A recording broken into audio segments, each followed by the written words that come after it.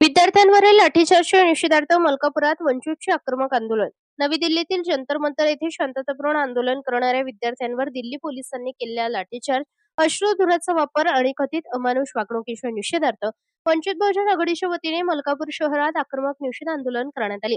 केंद्रीय शिक्षण मंत्री धर्मेंद्र प्रधान यांनी राजीनामा द्यावा तसेच संबंधित दोषी पोलिसांवर कठोर कारवाई करावी अशी मागणी आंदोलनकर्त्यांनी केली. 23 जुलै रोजी वंचित बहुजन आघाडीने पुकारलेल्या महाराष्ट्र बंदला पाठिंबा देत मलकापूर शहरात बंद पाळण्यात आला.